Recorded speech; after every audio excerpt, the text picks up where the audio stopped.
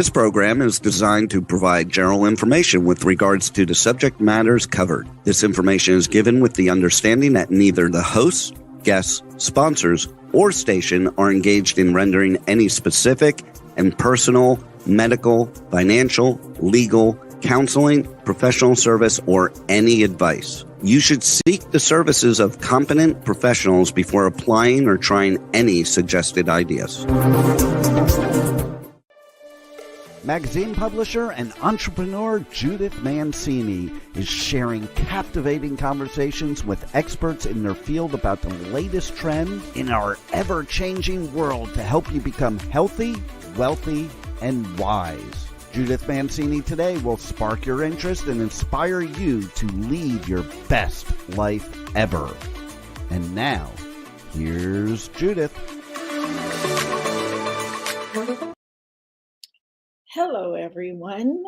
Today is a special day. It is winter solstice, and it will happen exactly at 7:27 p.m.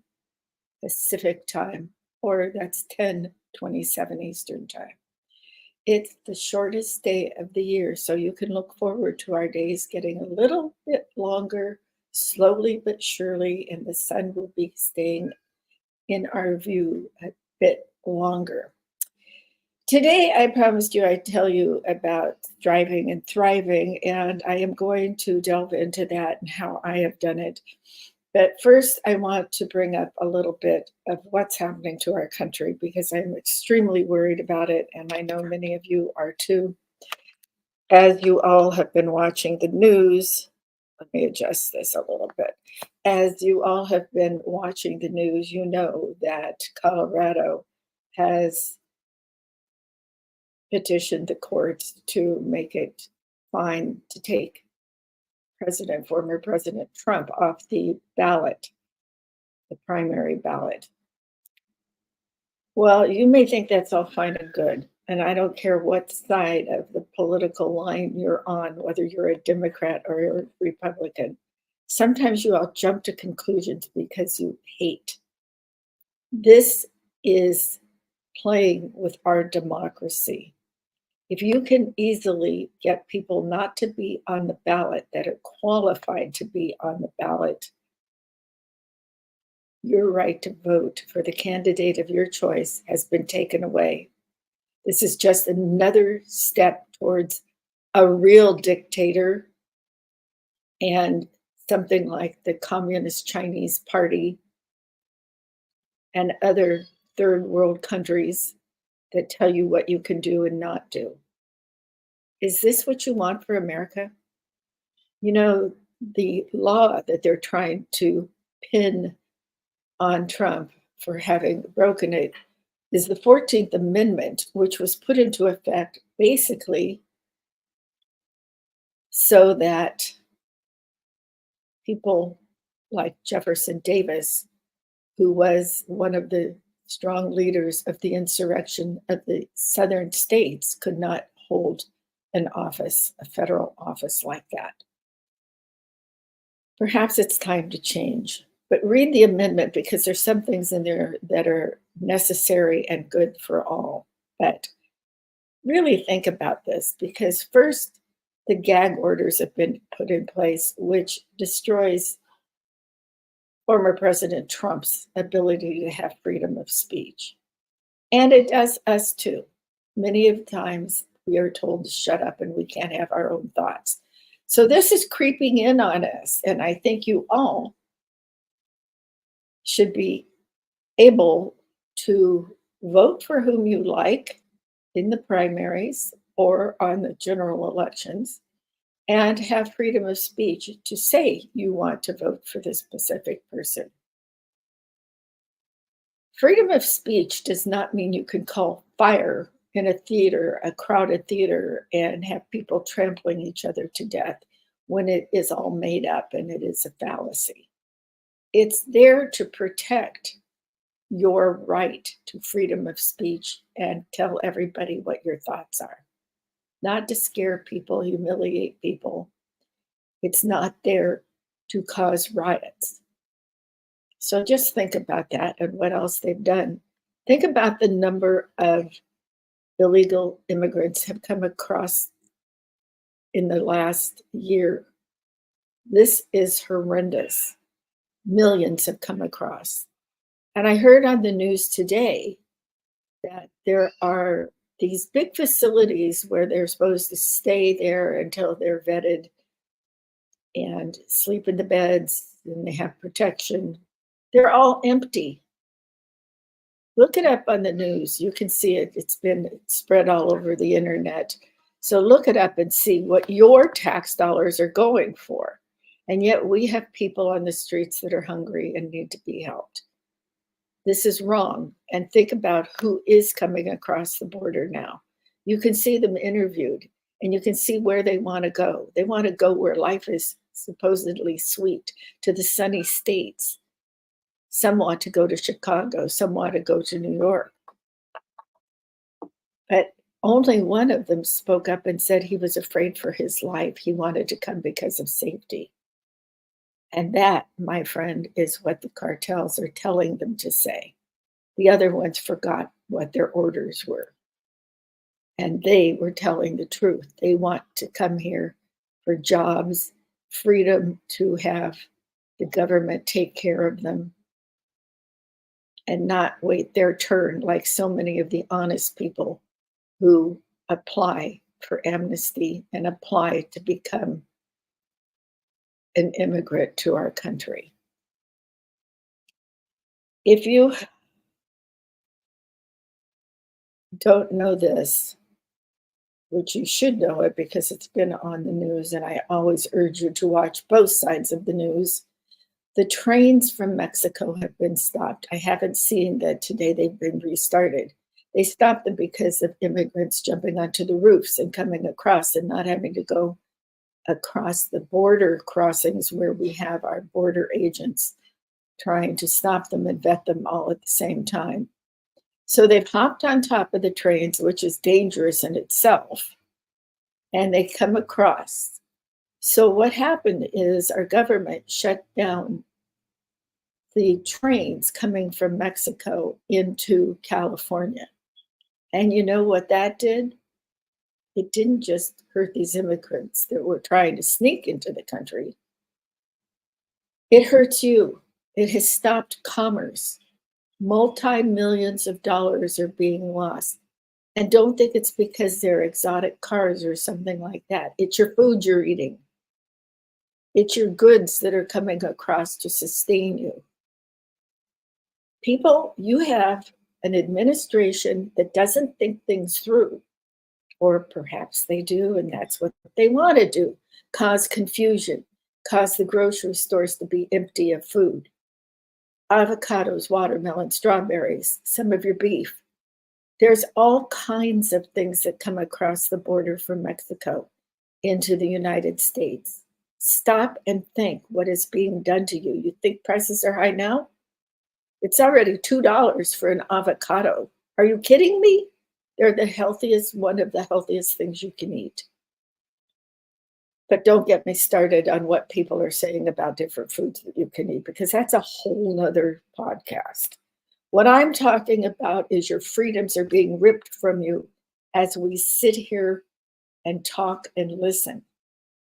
Wake up. All right. The thing about this Trump being taken off the ballot is he hasn't even been charged with insurrection. And he wasn't promoting insurrection. I was listening to the entire thing in real time, and he never said to rise up against the government. That's insurrection. Tune back. I bet you can find it on the internet, the whole film of it, the whole video of it. What happened to our right of you are innocent until proven guilty? People, we're losing it. So my prayers as this Christmas season comes in and New Year's comes in is that we open our eyes and our ears and our hearts and know that we want to maintain our republic our democratic republic and not let these people take away our rights. Okay, you know where they're coming from. They're not just coming from Mexico. Actually, people in Mexico have stopped coming to the United States in droves. And you know my feelings. I love Mexico and I love the people of Mexico. I like them. They have contributed many things to our country, and so many of them have come here legally. And even those who didn't, when I forget which governor, which president it was now, forgave them for coming and made them citizens. Amnesty. Okay? They're coming from Ecuador, Peru, Brazil, Chile, China, Colombia, India, the Philippines, Vietnam. But now we've had people coming from Afghanistan and China. You think the people in Afghanistan love us? What about the people we left there? The United States service people who were all killed at the gate. Our interpreters, the people who helped us in Afghanistan. But there are also people that are bad and hate the United States. And what's to say that they're not sneaking in and walking across the border, or they're one of the getaways? And the same thing with the Chinese. Did you see the bunch of Chinese men, young men, well dressed, white shorts, dark pants, long sleeves, roller suitcases? Are you trying to tell me that they're coming here for amnesty? I don't think so. I think they're coming here to work for Chinese-backed companies. They may be being paid. Undoubtedly, their transportation was paid for. Wake up and watch the news and save our country. Let's all save our country. Okay, so guess what? There are about 5 days until Christmas. And I want you to think about that more than going out and buying gifts and spending money you don't have this year. I want you to remember what Christmas is. It's celebrating the birth of Christ, our Savior, who was sent here to save us all by his Father God. That is the Christian meaning of life. So while you're hustling and bustling around, it should be a time filled with joy and remembrance of those gone ahead to heaven and those people who are near and dear to you and your neighbors and your friends. So that's what I want you to do. And now I'm going to jump into my story of striving and thriving. You know, I started out by telling you about my mother having polio and my father being in the Army and all of those things, and then switching households and people who were taking care of us and all. But I want to back up a little bit before I move on to the next subject of being a little older and striving to become a success for myself. When we were living with my grandmother and my mother was in the hospital trying to realize that her life was filled with pain and sorrow, and she was also filled with hope, and she loved God and was a child of God. But she was stuck in that hospital out at Rancho Los Amigos. And we were kind of stuck at my grandmother's house, although she was so nice to us and we didn't know what we were going to do to be able to celebrate Christmas or anything. And we wanted to see our mother. So we went to bed early on Christmas Eve, thinking that we would get up in the morning and there still wouldn't be a Christmas tree there because we didn't get Christmas trees on Christmas Eve. We celebrated Christmas on Christmas morning. There's no right or wrong for that. People who celebrate on Christmas Eve tend to be celebrating the actual birth at night of Jesus Christ. And we celebrate the same thing, but we do it in the morning. So you can follow the star at night and celebrate, or celebrate in the morning, however you do it. But we didn't expect to even see a tree, and we certainly didn't expect that Santa Claus. Remember, we were very young. We were 5 and 2, 6 and 3. What in the world were we going to do? So we were a little sad, but we said our prayers and we climbed in bed and we had a good night's sleep, trying to listen for Santa and the elves coming. Well, lo and behold, we got up and we wanted to go see the Christmas tree so badly, but we were told to stay in our rooms.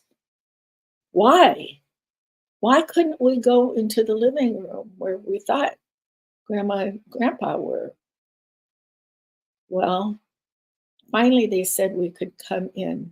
And the first thing we saw was our mother in a wheelchair, laying back, canted back, with her respirator, with her big bubble shell on. We hadn't seen her for so long, and we were so thrilled and so happy. And she had tears running down her cheeks, and we had tears running down our cheeks.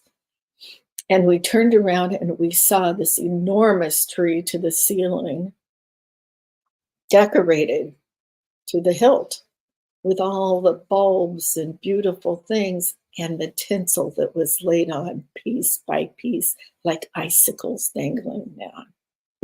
Well, that is a Christmas I will never forget, and I doubt my brother ever forgets it too. And that was all due to my grandfather, again, paying for the transportation and the nurses and the doctors and everything to bring her to our home in a different part of LA.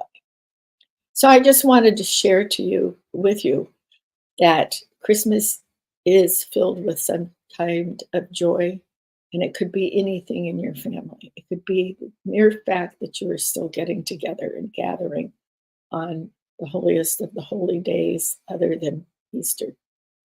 So let's jump up again to, I told you I was a stewardess and did all these different things, and I modeled. And of course, I was never tall enough to be a big model. I was just a little runway model in fashion shows and did a lot of print, things like that, because you couldn't see that I was short, considered short at 5'5.5". But as days go by, I'm not quite that tall anymore anyway. So I did those things, and that's how I supported myself, and left the house of my aunt and her husband and went to Chicago to become a stewardess. And that opened a lot of doors for me. And that's when I married a second officer who was like an engineer on an airplane. I wanted to escape, and I wanted to escape for sure. I thought he would be a good husband, but that's a whole nother story, and I'm not getting into that. But I have 2 beautiful children from him. My son, Matthew, whom you know I lost 2 years ago, and my daughter, Megan, who has also given me 2 grandchildren. So I have 4 grandchildren altogether from that lineage, and we're Irish to the bone. So we like to sing, we like to dance, we like to drink once in a while, not to excess, but we do enjoy a cocktail, Irish coffee, Mexican coffee, champagne. So we went along for a while, but I soon found out that my husband wasn't coming home when he was supposed to be coming home, and apparently he had started doing this when I was pregnant with my son. These are gory details I have never divulged to my son and daughter. I was hit with this shortly before my son took his life.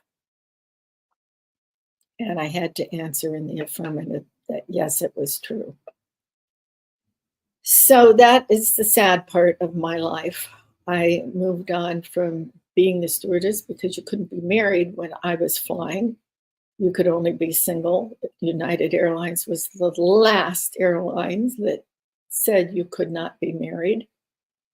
So I quit and I modeled when I was married to my first husband. And that was difficult because I was not supposed to have a babysitter. So I had to join a co-op and we traded kids. And when you had to do something, you could get a babysitter from one of the mothers. You had to take the kids over to the women's house. And I don't know why. I always got the one that had the snotty-nosed kids, and my kids always came home sick. So that was not my favorite thing to do. And bless those people. I don't know why they were always ill. Just bless them and move on. And so when my first husband and I started discussing divorce, he decided we had to move to Lake Tahoe. Now, we had owned a condominium at Lake Tahoe forever. And as a teenager, I went to Lake Tahoe often. So it was a beautiful place. And Incline Village is on the Nevada side. So if you were a pilot and you wanted to cheat on your taxes, you could put that down as your permanent address. And it was your permanent address. But the states eventually caught on. And California caught up with all those pilots and stewardesses that didn't want to pay California taxes. Sort of revenge, you know. And then I was moved up there with 2 small children in a house that was lovely, sat on a golf course, but I couldn't do anything. So I continued to model. And now we became separated. So he went and rented an apartment and I kept the house. But guess who had to pay for the house? Now, I wasn't really working steadily, but I did start working steadily. And I did 2 things. I modeled, and every weekend I would take my children to the Cal Neva, to the Sunday brunch, where they would sit in one of the front booths. And they were young. They were 5 and 7. And they would sit in that booth and they would have breakfast while I and 3 or 4 other women would model bathing suits and sundresses from one of the local stores. So that was a help. But I did also apply for a job, and I got a job as a tour guide. And the reason I decided to do this was because that industry was popping at the time. More and more people were coming to Lake Tahoe, to the Nevada side, as well as the California side. So I wanted to figure out what I was going to do when my divorce was final. Well, I decided that the tour industry I was going to work in was the one that did award trips to the top salesmen and the top executives, whatever, for these different well-known companies, big companies, like Fortune 500 companies that were awarding their people these trips. So I thought that this was profitable, and it definitely was for the owners. So I got it into my head that that's what I would do. I would open one of those. So what I did was work for these people first as a tour guide on a bus in the front, because I could speak and tell the history of the Wild West and how silver was found in Carson City, up above Carson City, and the whole history of Kit Carson and why Carson City, the capital of Nevada, is called Carson City. All of these things. It was fun. I got some really great tips. Now, when I look back at it, I was getting $100 tips from people on those bus tours. It was craziness. But the company managers saw what I was doing, and they decided to promote me to first assistant manager, and then I took over that office in Reno, Nevada, which took care of Carson City, Incline Village, and Reno. So I became the manager and then vice president also of that company because I increased their business so much. And that's what you have to do when you work for another company. You need to increase sales. And there's ways to do it that are legal, efficient, all of those things you do. You don't cheat. You have to have integrity. And you go on to help others as you're helping yourself. Of course, I was no longer getting $100 tips, but I was compensated with a fair salary back in the day. I was one of the first managers in this company who was a female. Now, this was in the early mid 70s. Women were just starting to really get in the position of not only working for different companies, but rising to the C-suite, as we call it. So that was fun and good training and all of that. And I met many wonderful people that I'm still friends with today at Lake Tahoe. And my kids went to school there for a while. And then I finalized my divorce and moved to Los Angeles, where I had to reinvent myself one more time. So now I was married to somebody who was rather social in the city, and I was able to now donate a lot of time and money to the different charities, philanthropies that I was interested in. Always something that had to do with children or young adults. That didn't work out too well. I was married for 14 years. That seems to be how long I stayed married, 14 years for each one. So while I was married to this person, he owned a pub, an Irish pub that's quite famous in California, in Los Angeles in particular, called Tom Bergen's. He and somebody he knew bought it from the original Bergen family, and they did a great business.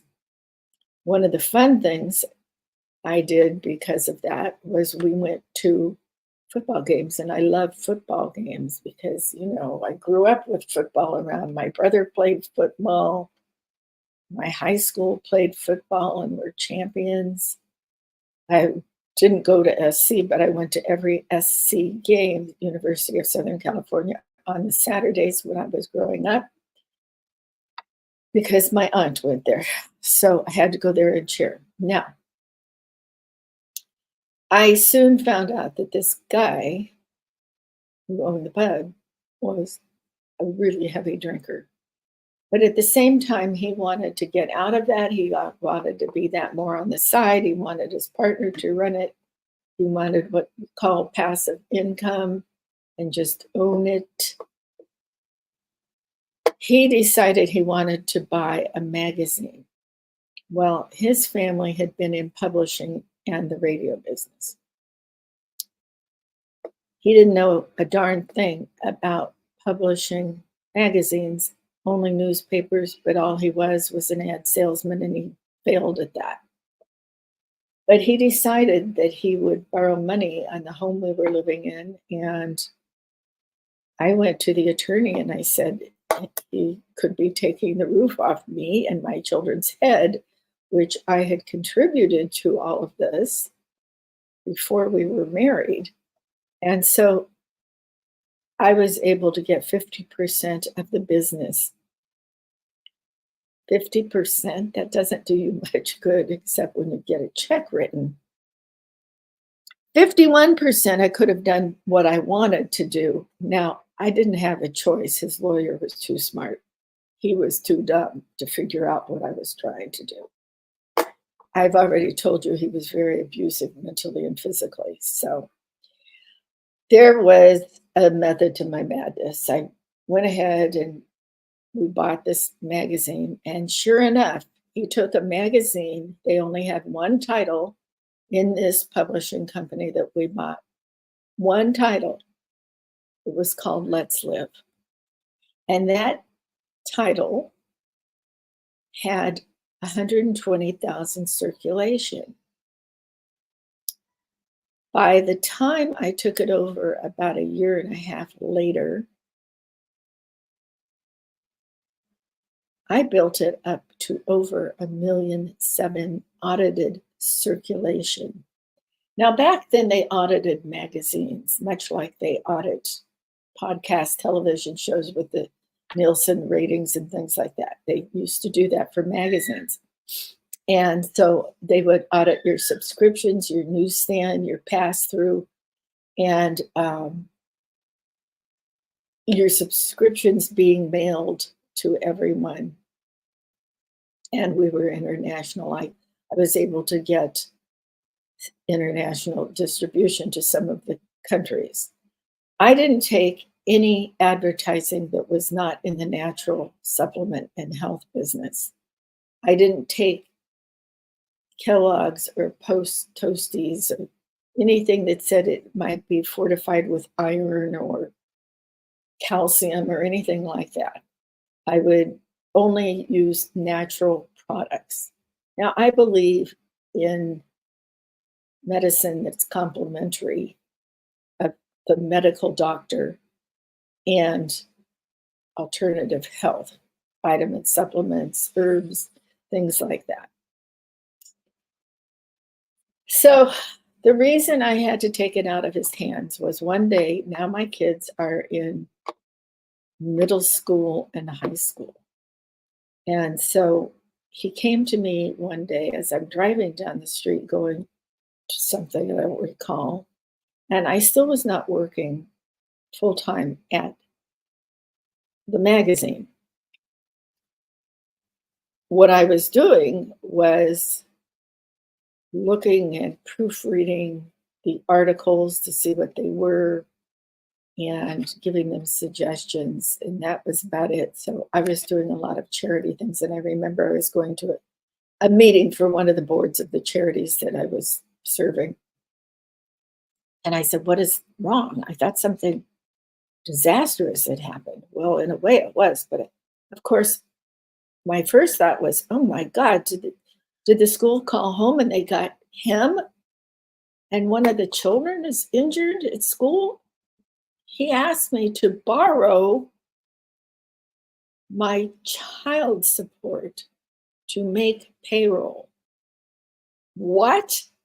Now, this was back in the mid-90s and the early 90s. My child support, I had my kids in private school. I had to buy food. I had to buy school uniforms. I had to buy regular people clothes for my kids, for myself. Yeah, I was married, but this guy had screwed up the finances so badly. He never helped me with my children, never. You wonder what I was doing this on? $300 a month. I never got a penny of alimony. Now, I had to think long and hard what I was doing. I thought I was in a fairly good place because here I am, 50% of the magazine, which should be profitable. Well, there are two things I had going for me. And the next morning, he was a late riser because every afternoon around 12, he would go to the pub and he'd start drinking. So he never came home until 2:30, 3 o'clock in the morning, drinking all that time. It was a disaster waiting to happen. Yes, and it did happen. So I got up the next morning and I'm dressed and I've said goodbye to the kids and taken my daughter to school. My son was then driving so he could go to his high school. And that's what my day was going to be. And I was going to go into the magazine. and start learning the day-to-day business of it. Well, he comes up, gets up, never did he ever get up before noon or 1 o'clock. And he said, "Where are you going?" And I said, "I told you I'm taking over the business, and that's where I'm going." Well, of course, he went crazy out of his mind. But I went ahead, I got in my car, I went down to, we lived at the top of Beverly Hills at the time. So I went down to Los Angeles to the office, and I told everybody I was taking over. Well, they were appalled, but I just simply said to them, "Would you like to get paid or not get paid? You have your choice of staying and working for me and building this magazine back up to what it was, because it had sunk to 20,000 circulation, from 120 down to around 20,000. Ghastly.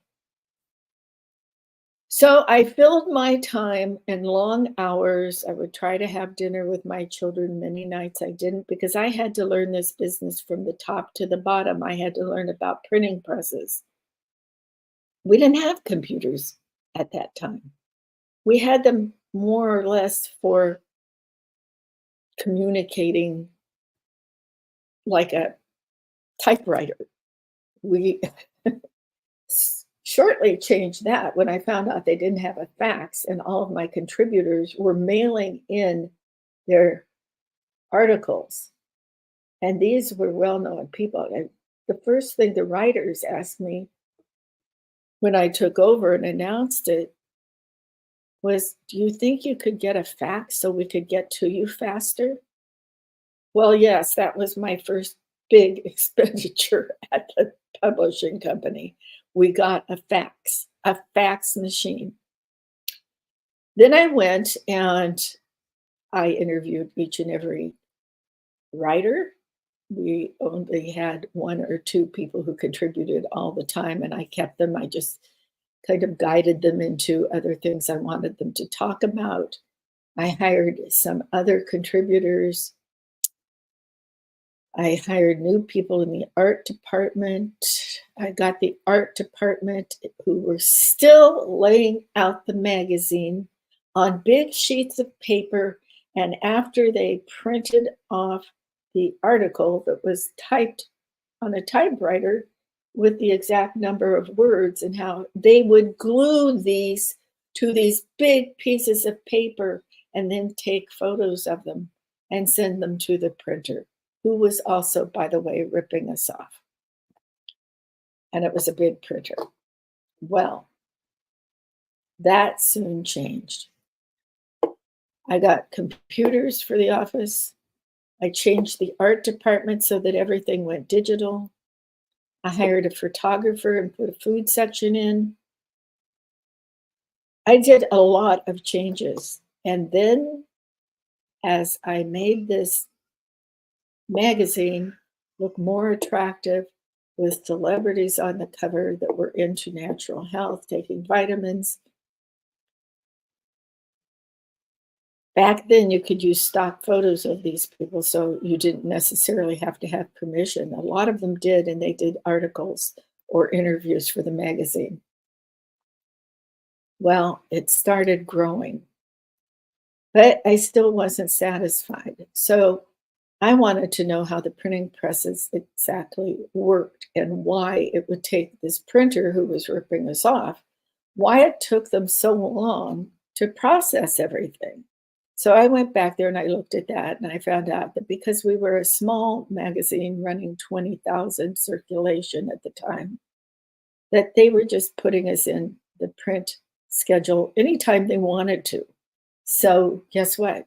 I went back to LA and I fired these people back east. Not before I found somebody to replace them. And he was an aspiring printer. And he opened a couple presses in different parts of the country.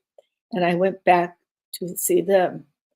And I needed to print these magazines, and I wasn't sure if I could print these big runs, which I thought 50,000 was a big run at the time. But I did a deal with him where he could see my advertising budget with the revenue coming in, and he guaranteed me I could print on credit. And we worked like that for several months. So I figured out if I really wanted to make some money on this magazine and be able to give my staff a raise, because now they were working hard. Oh, by the way, the Olympics were in Los Angeles about the same time, just before we bought the publishing company. During the Olympics, the former owners gave everybody in the office Fridays off because there was supposed to be so much traffic in Los Angeles.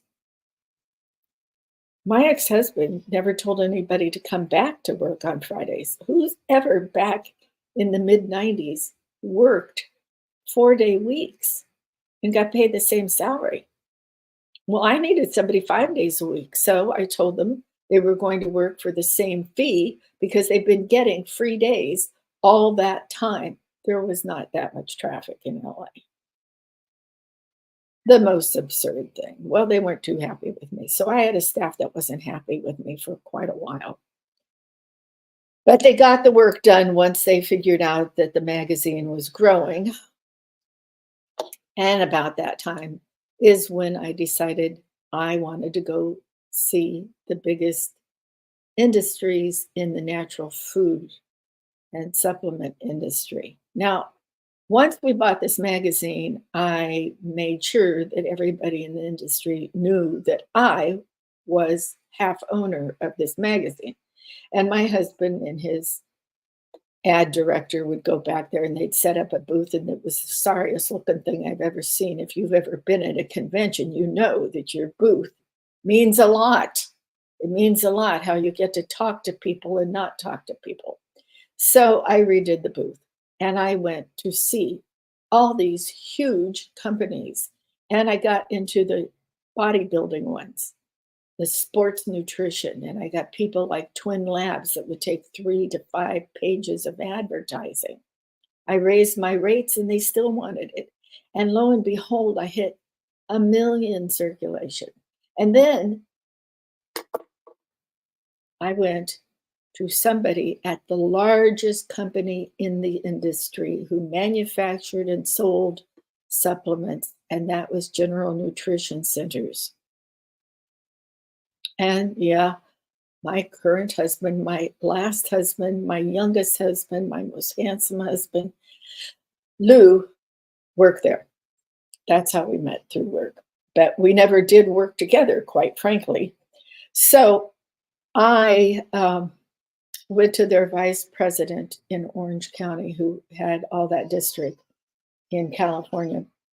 And he loved Let's Live. And he came up with this idea that Super Tuesday, they would reduce, you'd get a discount if you joined. And he came up with the idea that as another perk for joining to get their discounts, Let's Live being distributed to the people who were their best clients.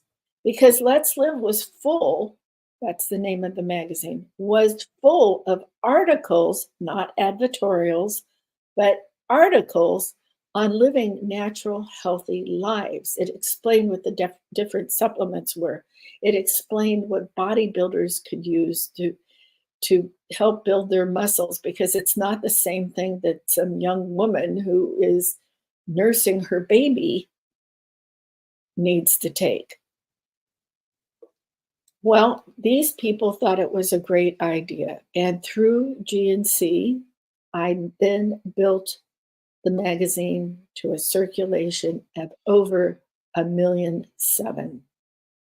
because they paid me for it.